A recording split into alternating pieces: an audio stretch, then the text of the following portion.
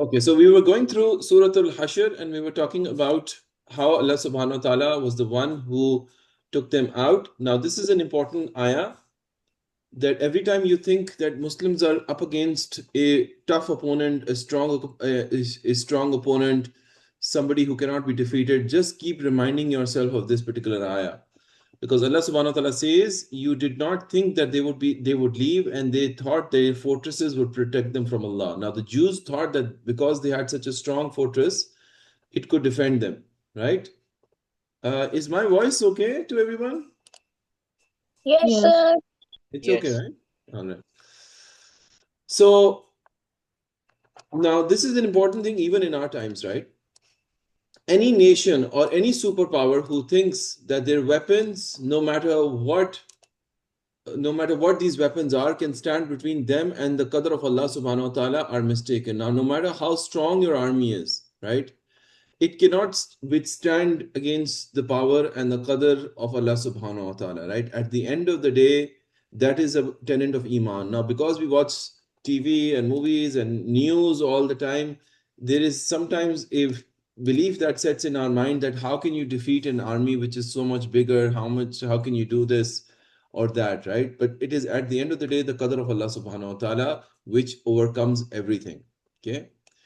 If Allah subhanahu wa ta'ala wants to defeat a nation, that nation will be defeated. No one can stand between Allah subhanahu wa ta'ala and giving victory to his servants. That is a firm article of our faith, that if victory is destined for somebody, it does not matter how strong you are or what weapons you have, what training you have, the victory will come. We saw that in Badr, where the Muslims defeated the Quraysh.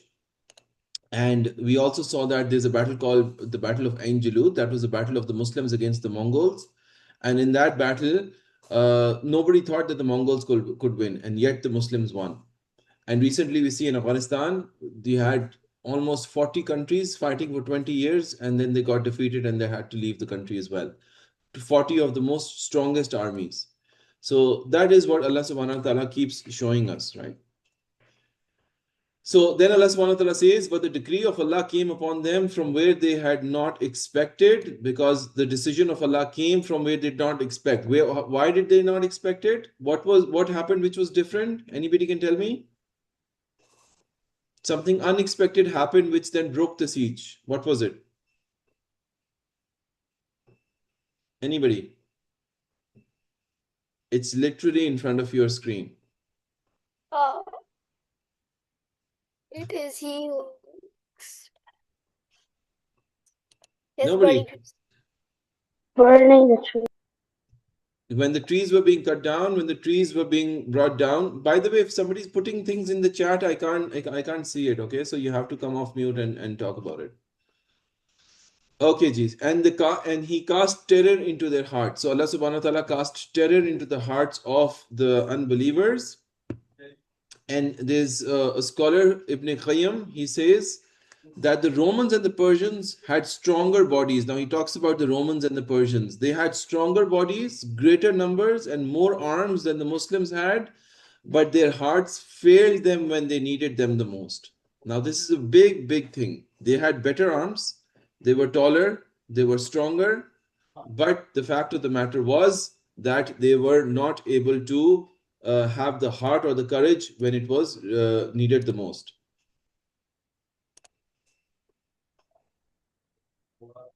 Okay, I'm gonna quit the yeah.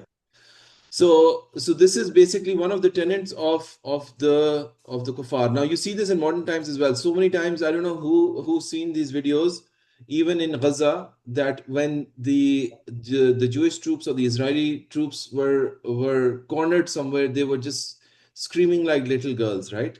So not so brave, not so strong if you're out of your tank or if you're out of your airplane, right?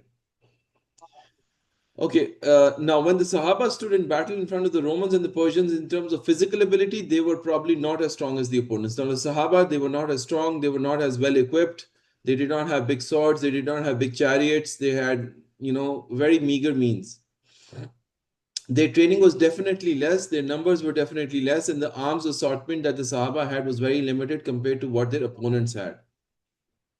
Their training was, yeah, we went through this. So, but the Sahaba had Iman, and that Iman made their hearts steadfast while the enemies of Allah subhanahu wa ta'ala were attached to the dunya. So that was what was the tipping thing in battle, right? I'm not saying that you should not be prepared or you go to a gunfight with bows and arrows. You change your tactics, you maybe go into guerrilla warfare or whatever. So there's no negating that. Rasulullah used to prepare for everything. But if you rely on that, you can never win. That's the sunnah of Allah subhanahu wa ta'ala. And then Allah subhanahu wa ta'ala says, He cast terror into their hearts and they lost. Okay. And then towards the end, He said, they destroyed their houses by their own hands. Now they destroyed their houses with their own hands, like I explained. They started picking off the doors and everything, and the hands of the believers. And then Allah subhanahu wa ta'ala says at the end, so take warning, O people of vision. This is a big example for anybody who wants to learn from this. Okay. All right, so we're gonna pause here now for our quiz. All right, so we'll continue our lessons, inshallah. Now, the most important thing is, and I think Ibrahim, you asked the question, was why did Allah subhanahu wa ta'ala, or why did Rasulullah sallallahu alayhi wa sallam cut down trees? Now, the most important lesson that we have from the seerah of this particular episode is that Islam will not allow its tolerance to be used against it. So if we are tolerant, we are accepting of people, we're not going to allow that to be used against us.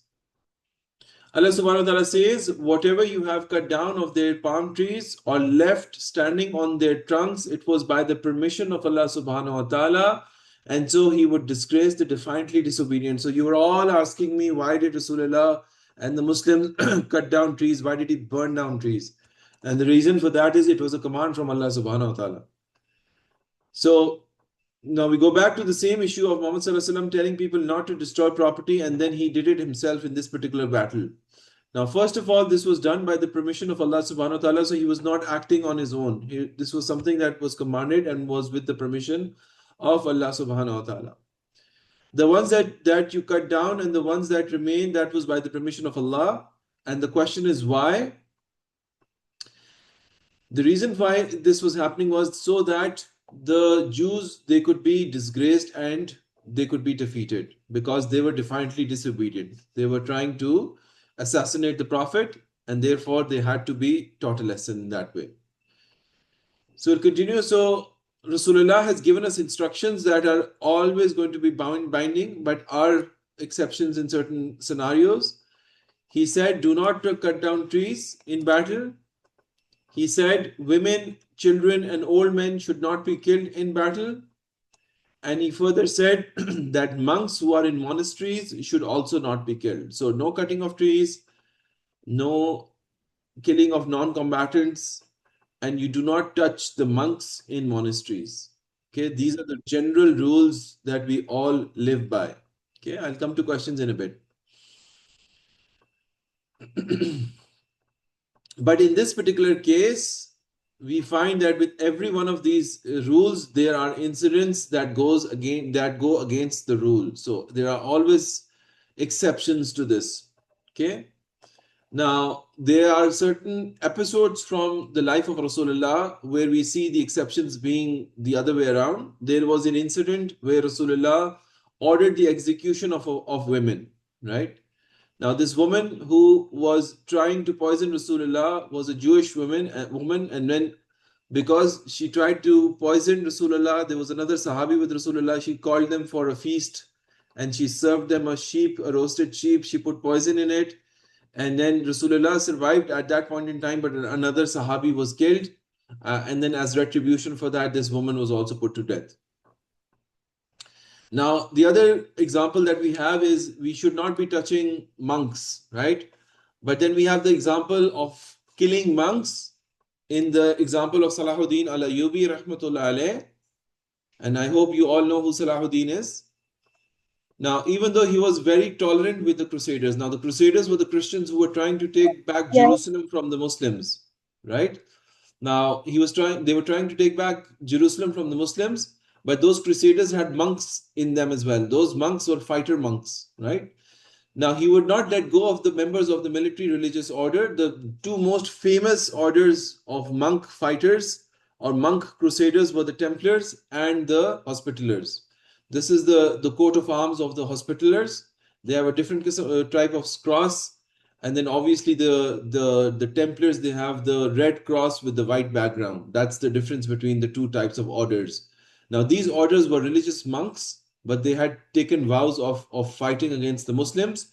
And in this particular case, the rule does not apply anymore. You are going to fight them back. And then when Salahuddin Rahmatullah alayh met them in battle, they were all executed. Okay, so there are certain exceptions to this particular rule. So if we put all of this together, where do we stand? So how come we have this contradiction?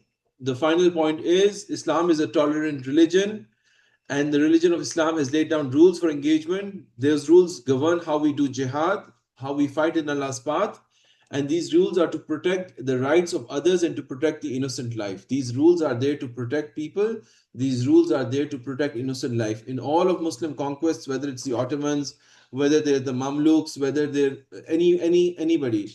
So anybody who's there, you would see that Muslims have not, by and large, gone and razed places or gone have killed populations upon populations, unlike World War I, World War II, or the Mongols or the Crusaders, who have been extremely brutal.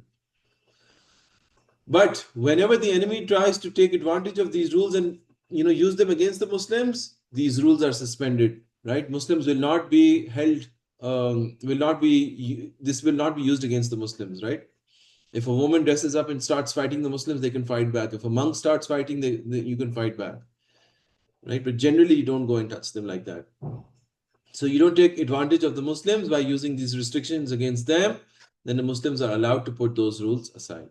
Okay. So to sum it up, Islam will not allow its tolerance to be used against it. If you're tolerant, it's generally our rule to be tolerant. But if somebody misuses that and uses that against us, oh, he's a Muslim, if I'm going to hit him 2-3 times, he's never going to hit me back. Well, the Muslim will then hit back. Okay. So I'm going to stop here today. And